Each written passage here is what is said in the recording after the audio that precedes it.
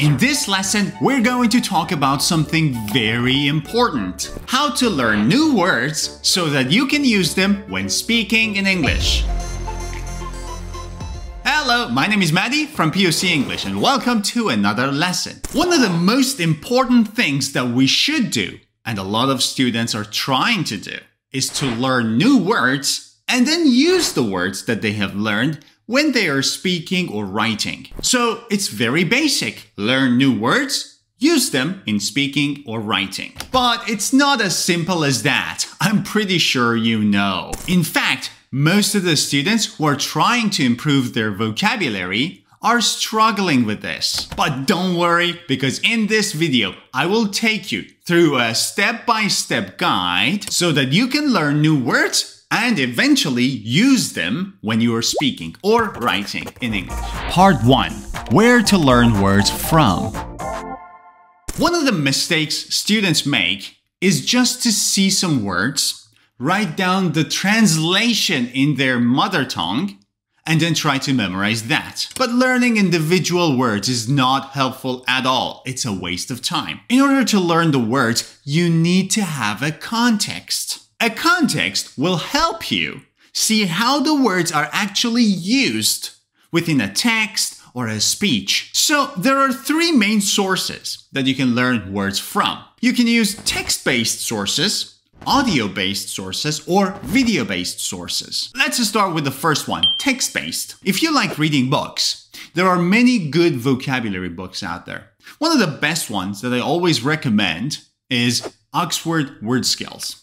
There are 3 levels to this book: beginner, intermediate, and advanced. This book offers a topic-based approach and presents vocabulary within clear context. Plus, you can choose the book depending on what level you have: beginner, intermediate, or advanced. Next thing you can do if you like reading text is using blog articles. In fact, on my website, you can find a lot of different blog articles in which I've tried to teach you certain words. I've tried to provide very good context for the vocabulary I've tried to teach you. Go to pocenglish.com/blog or click on blog here. And then you can see all the blog posts that I have written for you, 7 pages. Wow! Click on one which is about vocabulary, for instance, 54 business English vocabulary. You can see the video here, you can watch it if you like. Jobs and you can read the text. And as you can see, I've explained everything. I've used diagrams, pictures, sometimes some short videos for you to make it really fun and easy to understand. If you want to read some of my blog posts, you can simply click on the link above my head and go to pocenglish.com/blog. Another thing you can do is to read graded readers. What are graded readers? These are classic storybooks whose level has been adjusted for students. So you can find books that suit your level: A1, A2, B1, B2, C1, C2. Depending on what level you have, you can choose one of the storybooks, you can read them, and you can underline the new words that you think are useful for you. Now, if you don't like texts, but you prefer audio, you can use podcasts. Podcasts are excellent resources for you to learn new words because they provide clear context, and you can usually find a lot of different podcasts out there with different accents and for different levels. For example, if you like the British accent, you can use BBC 6 Minutes English podcasts. They usually come with an audio file and a PDF file of the transcript. That way, not only can you listen, but you can also follow and underline the new words that you want to learn. If you search for 6 Minutes English by BBC Learning English, you can find this website. I will also leave the link in the description of the video.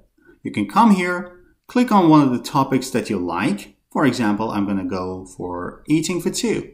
And then here, you have a video here. You got a PDF and an audio file. I want to download the audio and click on the PDF to see what it is. And there you go, you have the transcript. You can follow the transcript while listening to the audio file. And you can see some of the words are already bold. That means these are the new words. And I think Towards the end of this document, you can find the meaning of these words. Yes, vocabulary. This is an excellent resource for learning new words. But if you like to have an American accent podcast, you can use Voice of America, VOA. Similar to BBC podcast, for VOA you can find the audio and the transcript PDF file. If you search for VOA podcasts on Google, you can find the link to this page, but I will also leave the link in the description of this video. Here you can see a lot of different topics. You can say load more and you can have a lot of different options to choose from. I'm going to choose the first one. VOA 1, the hit. There you go. You have an audio file here. And let's see if they have the PDF. They used to have one, but I don't see it here. Probably they don't have the PDF file, but you can download the audio. And this is an excellent American English podcast. Another method that you can use, which I think is quite fun, is using music to improve your vocabulary. Who's your favorite singer?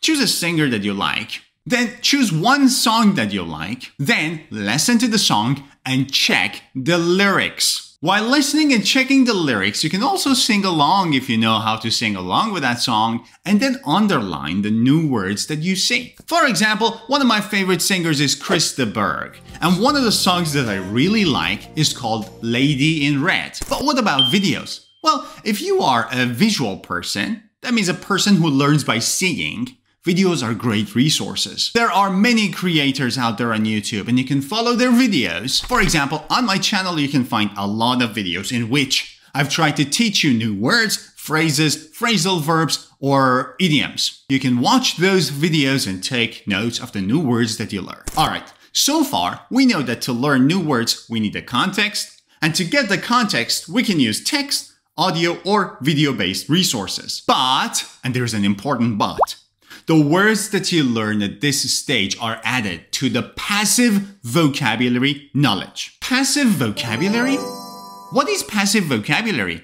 And do we have active vocabulary? Part 2. Passive versus active vocabulary. Passive vocabulary is like this.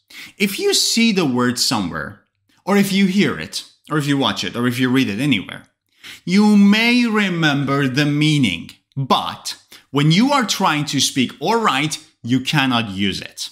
This is passive. So you may know the meaning back in your head, but you cannot use it. However, active vocabulary, on the other hand, is the words that you have learned before and you frequently use them to communicate. That means you frequently use them in speaking or writing. Now, which one is better? Of course, you would try to make your passive vocabulary active, and this is the key. If you want to be able to use the words that you have learned when you are communicating, you need to make them active. Now, here's an important thing to know. You learn new words, they're added to the passive vocabulary knowledge, and then if you don't practice, what will happen? You will forget. You will forget the words, and then again, you will use text or audio or video, learn new words, add them to your passive knowledge, and then again, don't practice and forget, and then again, you go around and around and around in circles. You will get caught in this vicious cycle of learning new words and then forgetting them, and learning and forgetting, and learning and forgetting, and this is really frustrating for students. You may feel like I'm doing something wrong, or that the language is very difficult, or that I'm not smart enough, but none of these is true. You are just not trying to make the passive word active. But how will you do that? There are 3 things you should do. Part 3. How to activate. In order to make your passive vocabulary active, you need to do 3 things. WPR. Write, practice, review. Start with write. It goes without saying that when you learn new words, you need to write them down. Otherwise, how are you going to remember what the words were? But how will you write them down? This is very tricky and very important. For instance, let's say I want to read a text, and from this text, I'm going to learn some new words. Look at the text. Within this text, I have identified some words that I want to learn. Exercise, health, fitness, strength, cardio, wellness, relationships, friendship, support, communication, trust, quality time, loyalty, affection, connection, nutrition, love, understanding, empathy. Now it's time to write down these words, and something that I've seen a lot of students do is this. Exercise, relationships, wellness, support, cardio, affection, love, empathy, endurance, strength. But what is wrong with this method? These are are all random words written together, right? I mean, yes, they come from the same text and from the same context, but there is no clear link between the words. For example, what's the link between exercise and relationship? Or between empathy and strength? However, another way that you can take notes and write down the words is this. I have identified two categories: health and fitness, family, friendship, and relationships. Under health and fitness, I will write exercise, strength, endurance, cardio, and wellness. Under family, friends, and relationships, I would write loyalty, communication, trust, affection, and empathy. What I've done is so simple. I've just categorized them, right, under certain topics. Now, what you can see is a group of words that have a strong link. There is a common theme, there is a common thread that connects all these words together. This is called learning words in a topic-based approach. So you select a topic, and under that topic, you list the words related. In this way, in your brain, you can easily categorize them, and next time you're talking about health and fitness, you will remember all the words that you've written. It will help you remember them more easily. So step 1 was writing. Step 2 is practice. How will you practice? At the end of each word list, at the end of each topic vocabulary list that you've written, it is a good idea to write a small sentence or a small paragraph, trying to use as many of those words and phrases as you can. For example, at the end of my list, under health and fitness, I'm going to write a sentence like this. Regular exercise is key to improving strength, endurance, and cardio health, leading to overall wellness.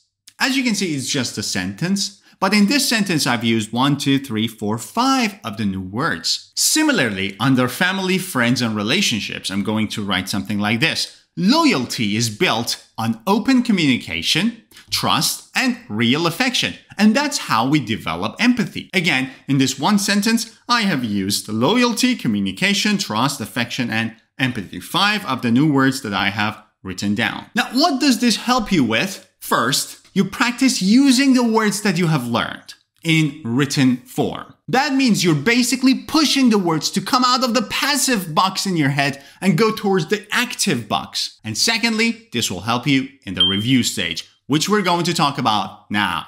How will you review? From time to time, go back to your notebook, and then instead of reading the words and their meanings, read the sentences that you have written, or the short paragraphs that you have written at the end of it. Now, how is this helpful? First, you will see the words in context.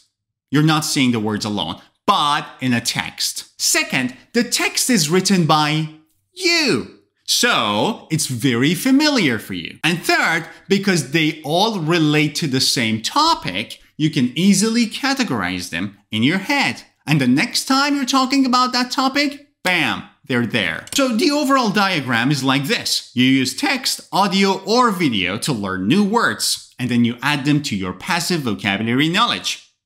If you do not practice, you will forget. But if you follow the WPR steps, you will activate your vocabulary, and eventually your activated vocabulary will be used in spoken or written English. And that's it. Next time you're learning new words, follow this method, give it a try, and then let me know how it went. I hope you enjoyed this lesson. If you want to have the summary of this lesson and my other lessons on YouTube in one PDF file, you can simply download my Ultimate English book, which is for free for my YouTube subscribers. This book has more than 500 pages of lesson summaries. That is words or phrases or idioms or collocations with their meanings and example sentences and beautiful pictures, all for free. And to get this, you can simply click on the link above my head, go to my website, type in your name, email address, country, and click download. You will get the book in your inbox. And don't forget to give this video a thumbs up and click subscribe if you're new to my channel. See ya!